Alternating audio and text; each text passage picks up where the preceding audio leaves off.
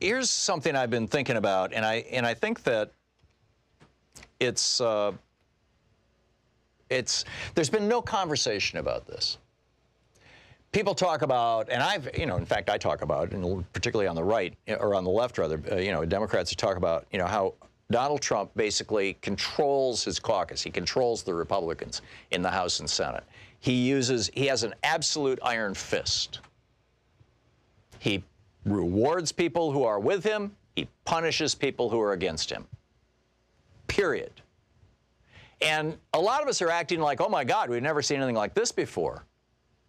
Well, actually, that's how Franklin Roosevelt worked. That's how Lyndon Johnson worked.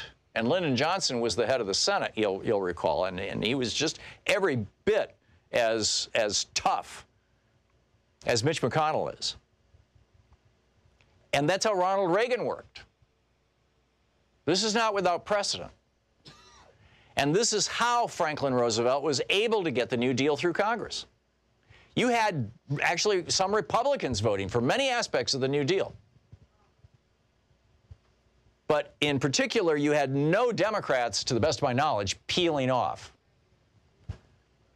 And when it came to the civil rights work and the Great Society that Lyndon Johnson did in 64, 65, 66, 67, just some dramatic legislation, from creating Medicare and Medicaid to the Civil Rights Act to the Voting Rights Act, all of those things, and there were several dozen major pieces of legislation that made up the Great Society.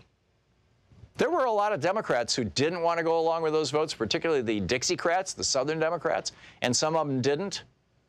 And LBJ made sure that, they were not in the Senate a few years down the road. I mean, that was just it.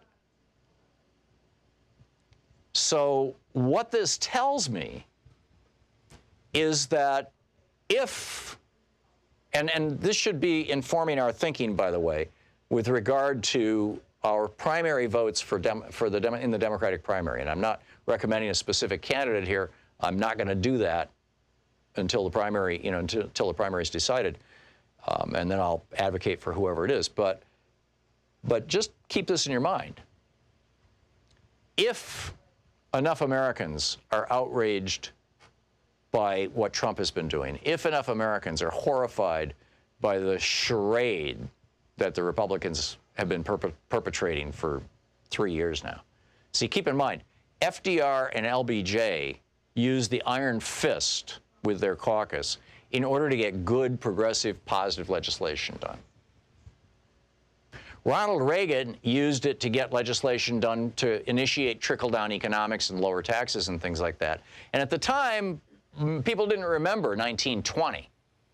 They didn't remember the last time a president did the same thing. Warren Harding did this back in 1920. And they didn't realize that it was going to lead to an economic disaster.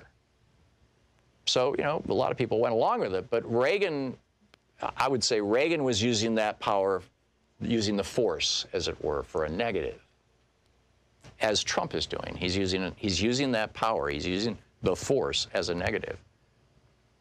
So what I want in the White House next January 20th, and in the House of Representatives and in the Senate, if we can take all three of those entities, two branches, three entities, is somebody who is willing to use power the way Donald Trump has been using power within the caucus. Somebody who's willing to reward the good people and punish the bad people, as it were. And obviously I'm using my own subjective definitions of that. So I want somebody I will vote for somebody in the Democratic primary who I think is an absolute hard ass and believes what they're saying and is going to fight it to the very end. Because Donald Trump has demonstrated that if you do that, you can go a hell of a long way. Now, he's going a long way, in the criminal direction. Franklin Roosevelt created the modern middle class. The United States hadn't had a middle class since arguably 1820. And now we, again, we're now fewer than 50% of us are in the middle class any longer. But, what Franklin Roosevelt created was, more than 60% of Americans being in the middle class by the 1960s.